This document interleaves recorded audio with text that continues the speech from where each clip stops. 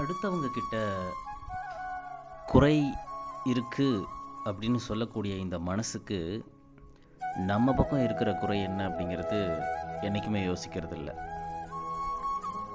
குறைகள் இல்லாத ஒரு மனிதன், குறைகள் இல்லாத ஒரு ஜீவன் அப்படின்னு சொல்லி இந்த உலகத்தில் இன்னும் பிறக்கவே இல்லை.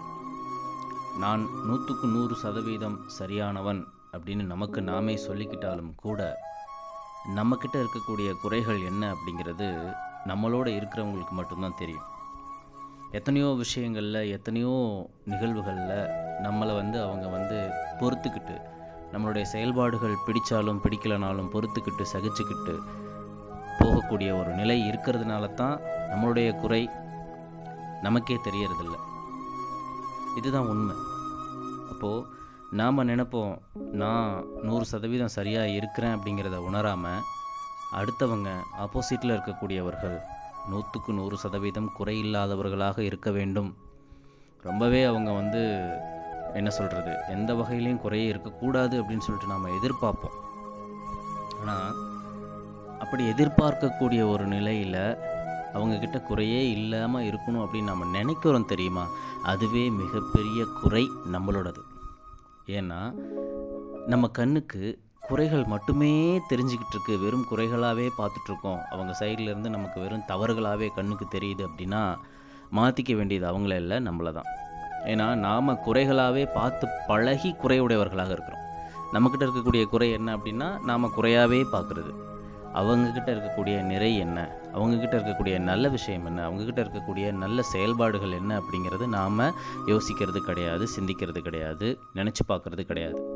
நம்ம கண்ணுக்கு குறைகள் தான் தெரியுது அப்படின்னா நாம் பெரிய அதிபுத்திசாலித்தனமான, ரொம்ப 100% நிறையுடையவர்களாகவும் இல்லை அவங்க வெறும் குறையாகவே இருக்கிறவங்களாகவும் கிடையாது. நம்மக்கிட்ட இருக்கக்கூடிய குறைகளை அவங்க எடுத்து சொல்லலை, நம்மக்கிட்ட இருக்கக்கூடிய குறைகளை அவங்க பார்க்கலை, நாம் பார்த்து பழகிட்டோம், பார்த்துக்கிட்டே இருக்கோம். அதுதான் உண்மை. அதனால் இந்த உலகத்தில் 100% பேர் 100% நிறையானவர்கள் அப்படின்னு சொல்லிட்டு யாருமே கிடையாது. யாரெல்லாம் நம்ம நிறையானவர்கள், குறையில்லாதவர்கள் நம்ம சொல்கிறோமோ அவங்கக்கிட்டேயும் ஒரு சில குறைகள் உண்டு. அது வெளியில் தெரியலனாலும் கூட அவர்களுடைய ஆழ் மனசுக்கு கண்டிப்பாக தெரியும் தன்கிட்ட இருக்கக்கூடிய குறை என்னங்கிறது. தனக்கு தெரியாதவர்கள் இந்த உலகத்தில் கிடையவே கிடையாது. அதே போல் அவங்கக்கிட்ட இருக்கக்கூடிய குறை என்னங்கிறது அவர்களை நெருங்கி இருக்கக்கூடிய அவர்களை சார்ந்தவர்களுக்கு தெரியாமல் இருக்காது. அவர்கள் சொல்லாமல் இருப்பார்கள். இவர்கள் தன்னை நிறையுடையவர்களாகவே நினைத்து கொண்டு வாழ்ந்து கொண்டிருப்பார்கள். அடுத்தவர்களுடைய குறைகளை மட்டுமே தேடி தேடி தேடி தேடி கண்டுபிடித்து சொல்லிக்கொண்டே இருப்பார்கள்.